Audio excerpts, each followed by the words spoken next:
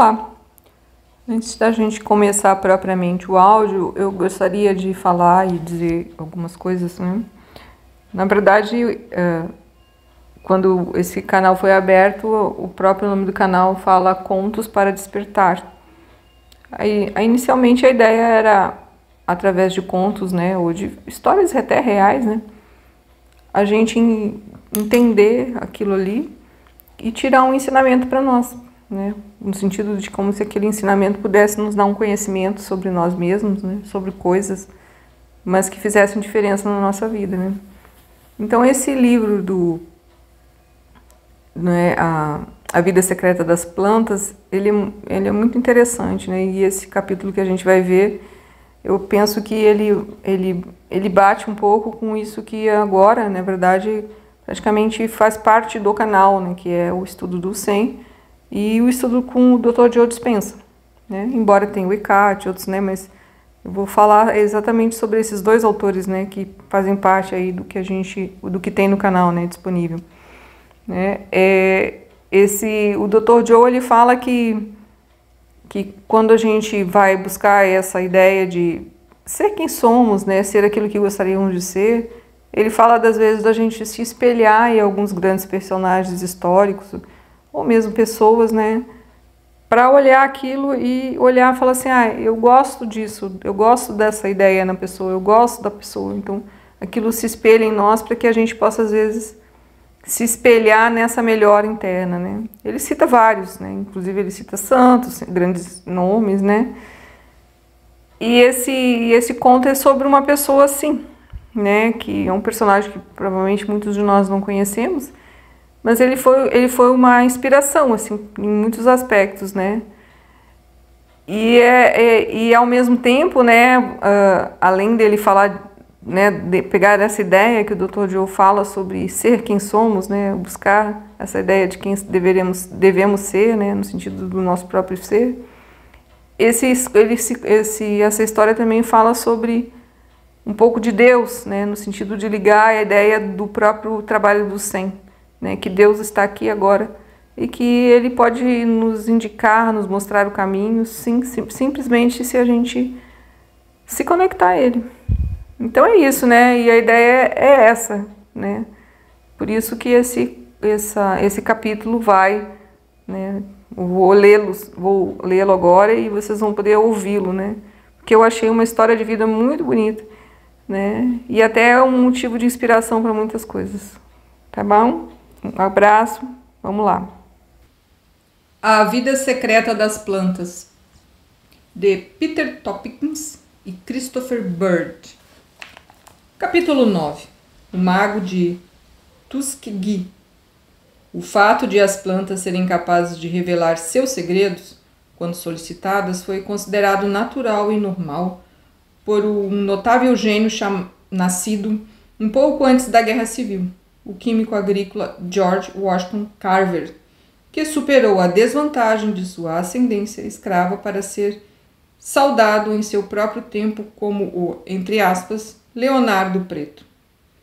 Durante uma carreira surpreendentemente criativa, com métodos não tão compreensíveis para seus confrades quanto os de seus legítimos antepassados profissionais, os alquimistas.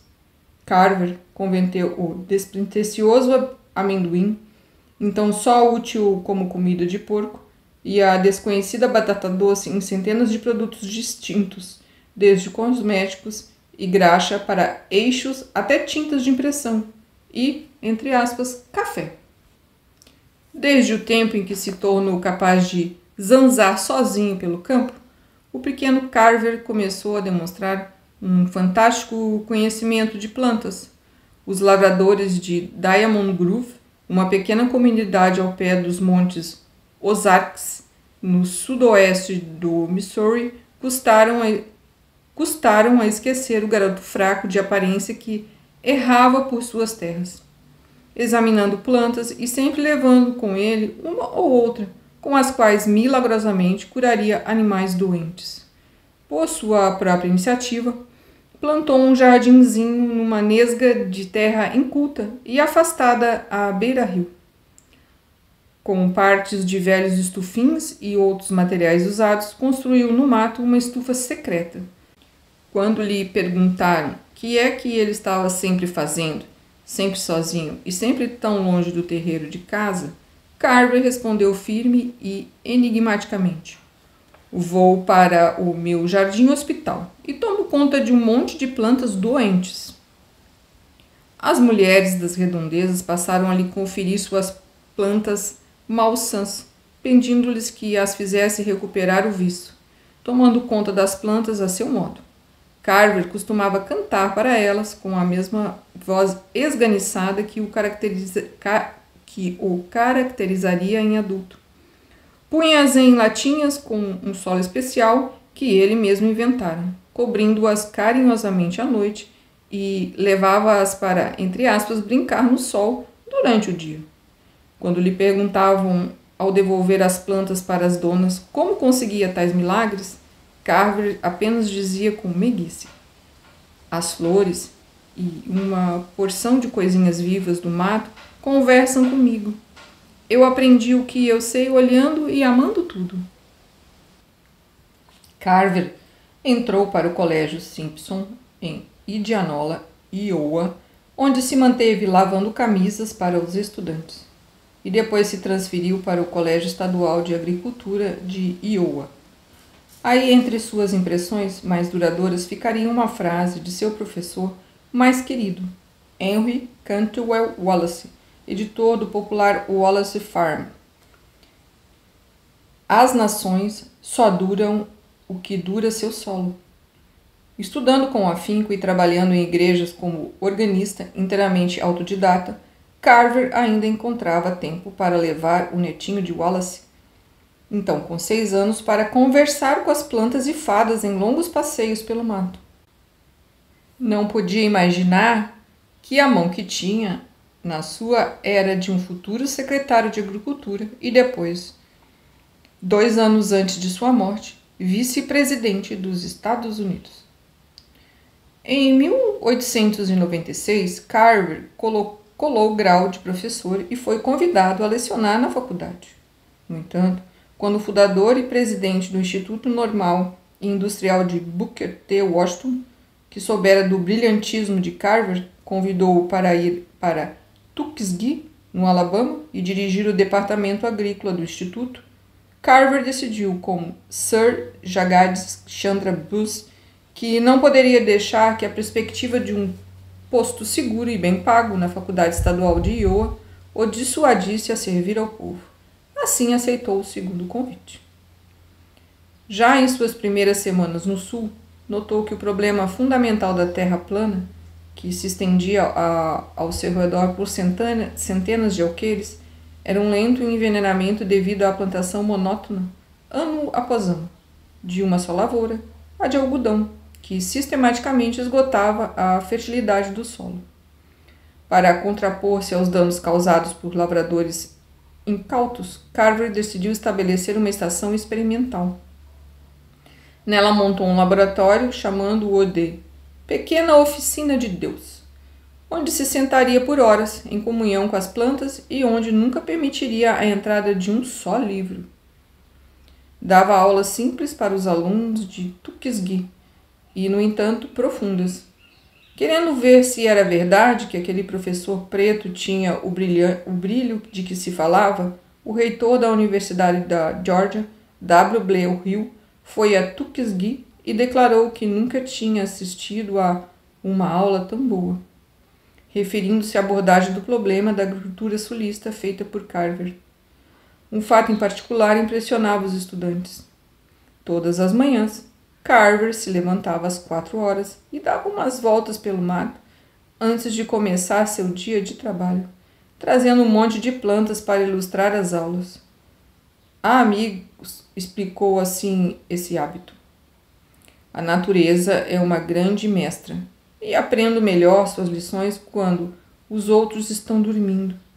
É antes de erguer do sol que Deus me dita seus planos de ação. Por mais de uma década, Carver trabalhou diariamente em pedaços de terra experimentais, tentando descobrir o meio exato de quebrar o enfeitiçamento do Alabama pelo danado do algodão. Para enriquecer o solo de uma área de 19 acres, usou apenas em vez de fertilizantes comerciais, folhas secas da mata, terra preta de brejos e esterco de curral. A área deu colheitas tão fartas de lavouras alternadas que Carver chegou à conclusão de que os próprios fertilizantes naturais que existiam no Alabama, em quantidade quase ilimitada, tinham sido abandonados em proveito de produtos comerciais. Como o agricultor Carver notara que o amendoim era incrivelmente autossuficiente e podia crescer mesmo em solos pobres, como químico descobriu que ele se equiparava à carne de vaca em proteínas e à batata em carboidratos. Pensando no problema uma tarde em sua sala de trabalho, Carver olhou para um pé de amendoim e perguntou: "Para que Deus te fez?" Num instante recebeu a mais concisa das respostas. Há 3 pistas para você descobrir: compatibilidade, temperatura e pressão. Com esse escasso conselho, Carver se trancou no laboratório. Aí, sem dormir uma semana inteira, reduziu o amendoim a seus componentes químicos, expondo-o às diferentes condições de temperatura e pressão. Para sua satisfação, constatou que 1/3 da pequena semente era constituída por 7 variedades distintas de óleo. Trabalhando ininterruptamente, analisou e sintetizou, isolou e recombinou. Fez tudo o que pôde com as partes quimicamente diferenciáveis do amendoim, até ter finalmente 2 dúzias de garrafas, cada qual contendo um produto novo. Deixando o laboratório, convocou uma reunião de fazendeiros e especialistas em agricultura, mostrando-lhes o que fora capaz de fazer em 7 dias e 7 noites. Sugeriu que arassem as terras esgotadas pelo algodão e plantassem em seu lugar amendoim, garantindo que esse lhe daria colheitas muito mais rentáveis, o que o deixava entrever seu uso exclusivo como comida de porco. Os presentes, já em dúvida, ficaram ainda mais desconfiados quando Carver, solicitado a explicar seus métodos, disse que os recebia em lampejos de inspiração, enquanto andava pelo mato, e nunca os desenvolvia por etapas. Para abrandar as dúvidas, começou a divulgar boletins, um dos quais declarava espantosamente que uma manteiga rica, nutritiva e saborosa podia ser feita de amendoim e que, enquanto 50 quilos de leite dava apenas 5 quilos de manteiga, 50 quilos de amendoim poderiam dar mais de 17 quilos. Outros boletins informavam que uma infinidade de produtos poderia também ser extraída da batata doce, uma planta tropical rasteira da qual a maioria dos americanos nunca tinha ouvido falar, que se adaptara ao solo sulista consumido pelo algodão. Quando explodiu a Primeira Guerra Mundial e a escassez de corantes se tornou um grave problema nacional, Carver se precipitou, em meio ao orvalho da madrugada, indagando de suas amigas plantas qual delas poderia reduzir o déficit.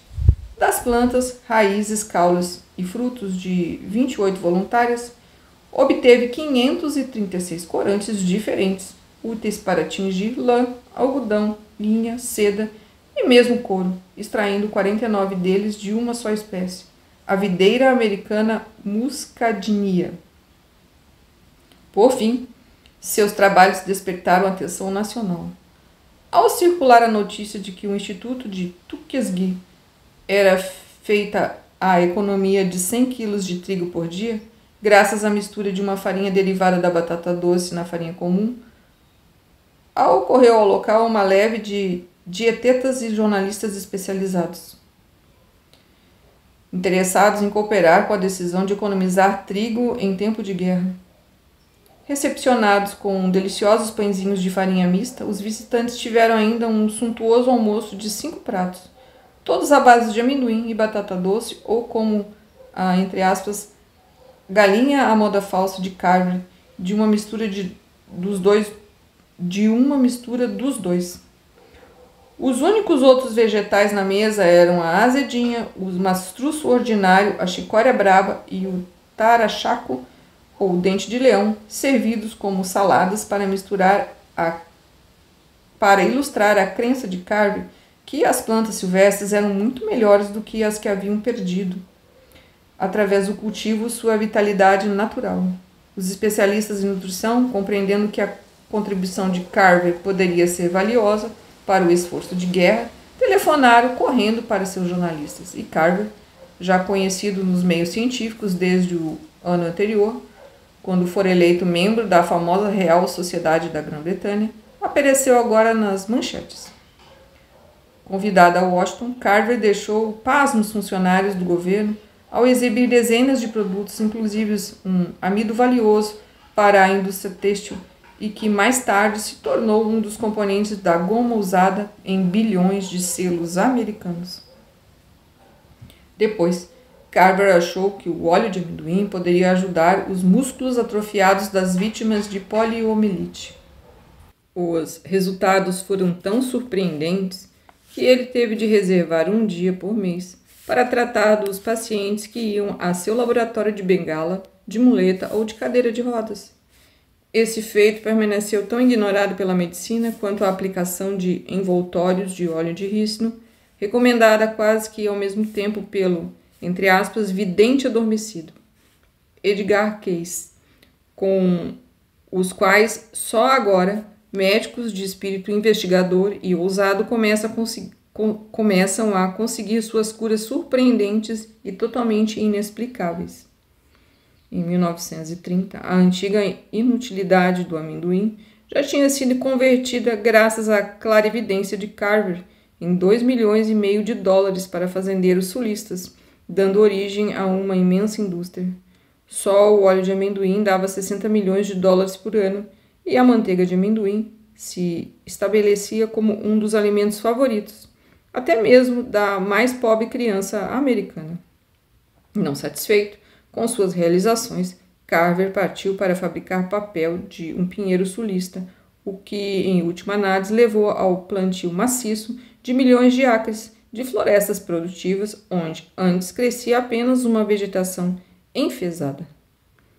Em plena depressão econômica, Carver foi de novo convidado a Washington para prestar testemunho perante a poderosa Comissão de Meios e Medidas do Senado, que discutia então o projeto de lei tarifária Smoot-Hawley, destinado a proteger os industriais americanos em luta.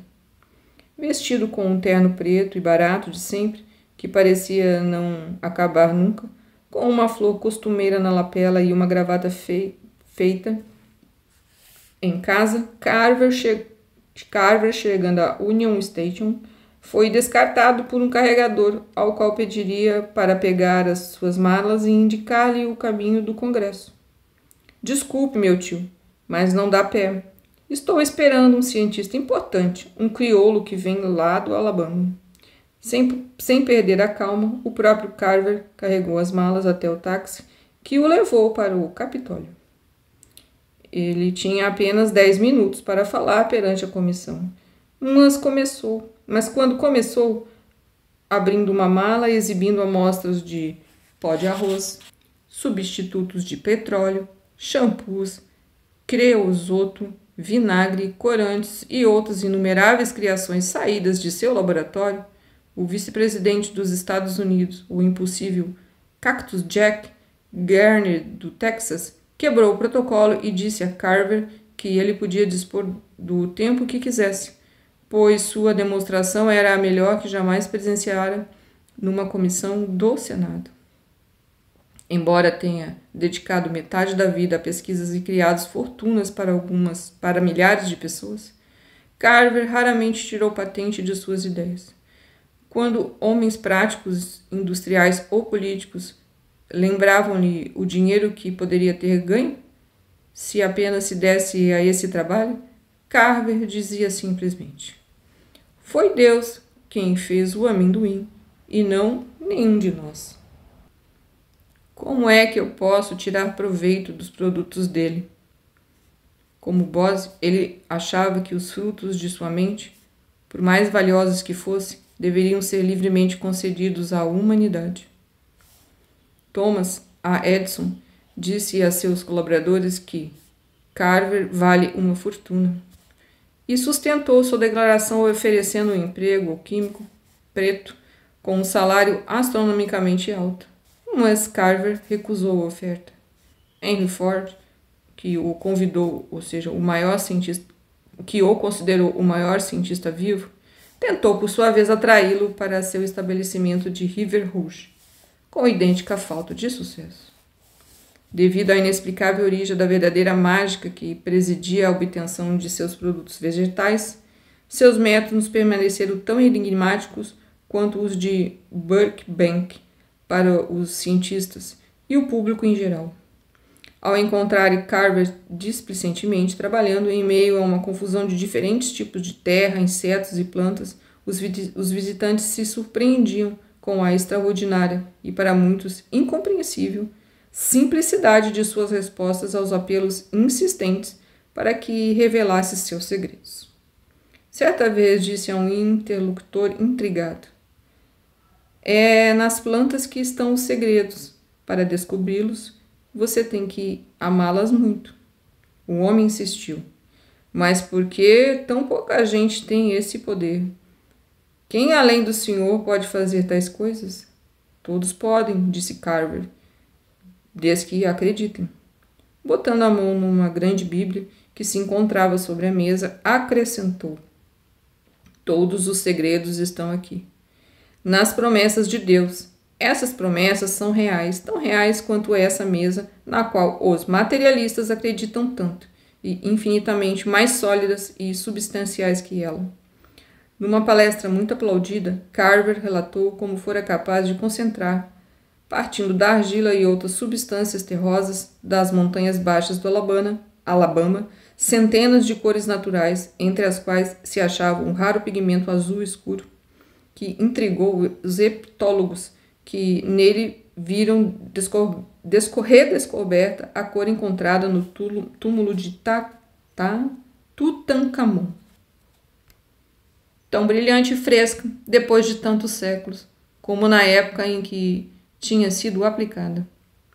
Mais ou menos aos 80 anos, a data exata de seu nascimento nunca pôde ser estabelecida, pois os filhos de escravos não eram registrados. Carver falou numa reunião de químicos em Nova York, justamente quando irrompia na Europa a Segunda Guerra Mundial. "O químico ideal do futuro", disse então, "não há de ser aquele que se satisfaz com as análises monótonas do dia a dia, mas sim o que ousa pensar e trabalhar com uma independência ainda não permitida, revelando a nossos olhos um verdadeiro labirinto místico de produtos novos e úteis, dados por materiais que estão debaixo dos nossos pés, ou quase, e que agora consideramos de pequeno ou nenhum valor." Pouco antes da morte de Carver, um visitante chegou a seu laboratório e viu quando ele estendia os dedos longos e sensíveis para uma florzinha que se achava em sua mesa de trabalho. "Quando toco essa flor", disse num estalo, "toco um infinito. Ela nos precedeu na Terra e continuará em existência pelos milhões de anos que hão de vir. Através dela me comunico com o infinito, que nada mais é senão uma força silenciosa. Não se trata de um contato físico. Há nisso algo que não está no vento, no fogo, nem nos terremotos, mas sim no mundo do invisível. Algo que é a voz serena e fraca que invoca as fadas." De repente parou e, após um momento de reflexão, sorriu para o visitante. "Muita gente sabe disso instintivamente", disse, "e ninguém melhor do que Tennyson, que escreveu: ó flor do muro, que aí nasce numa corcomida fenda, flor que arranco, e na mão pego com a raiz e tudo. Ó flor pequena, se eu apenas, ora, te compreendesse, com raiz e tudo em tudo compreendesse agora, eu saberia o que é Deus e o homem." Muito obrigada por estar aqui. Se gostou, deixa seu like, compartilhe com quem você acha que vai gostar e se inscreva no canal. Um grande abraço, até mais.